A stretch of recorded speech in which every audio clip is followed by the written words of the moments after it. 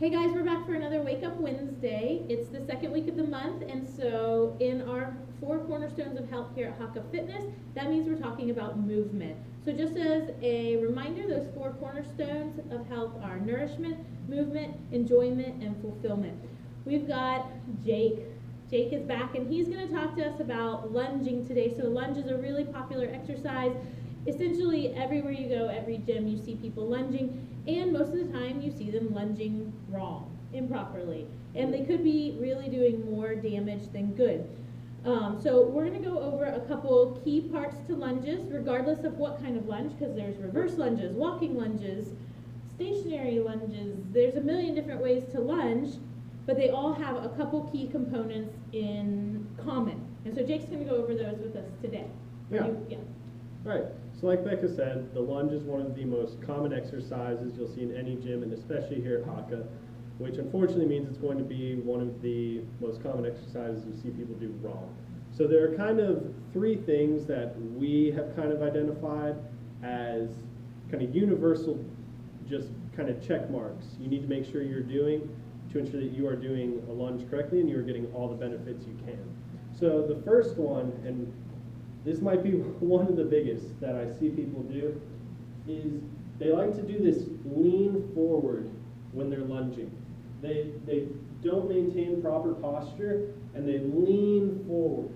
What we want to do in order to get the most benefit you can, in order to load the legs properly as well as get the benefits of the the postural strength, you want to make sure you're sitting back into your lunge, keeping the chest up nice and tall, eyes forward. A good cue that I think of for that is instead of, I think of dropping into the back knee. Mm-hmm. That seems to help me think of sitting back into Mm-hmm. it more.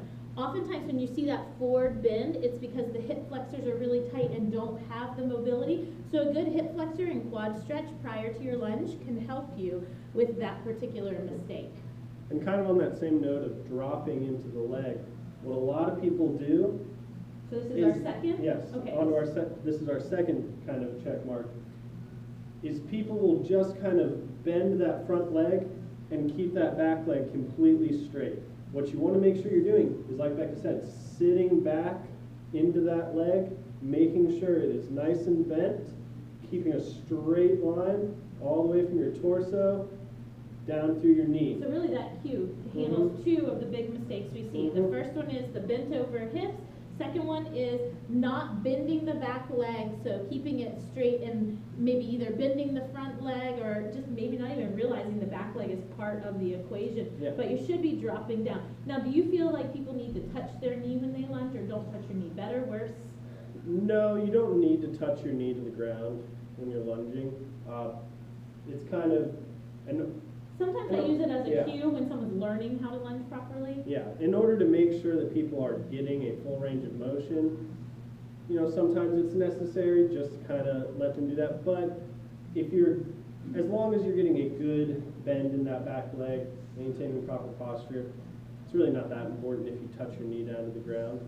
All right, third mistake that Yes, we see. and our third kind of tip, and you'll see they all kind of bleed into one another. So when people get that forward lean, what they'll end up doing is they come up onto their toes, or onto the ball of their foot when they're pressing up. That is completely changing the loading of the lunge, and it's turning, instead of getting a lot of hamstring and glute activation, which is what we want, you end up getting a lot of quad activation.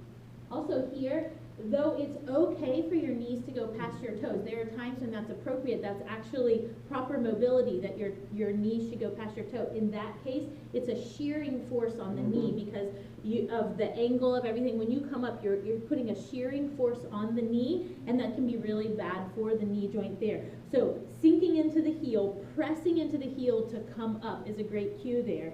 And oftentimes when people complain about knee pain in a lunge, fixing that and sitting back into the heel will take away that knee pain.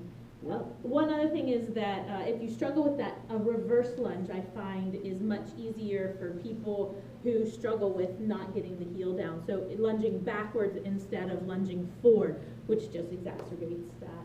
Yeah. Perfect. Yes. All right. Awesome. So I hope those little tips help you do your lunges better. help you get better lower body activation. What I would encourage you to do is don't use weights if you can't lunge properly. Lunge properly first without weight, and then add weight. Any other tips? No, I think Lunge a lot. proper posture, making sure you're sitting back onto that back leg and driving up through the heel instead of the toe. Those are, as long as Right. you're doing those three, you are pretty much doing it correct. So. We expect perfect lunges from here forward. All right, thanks guys. Have a great week, and we'll see you soon. Whoop, whoop.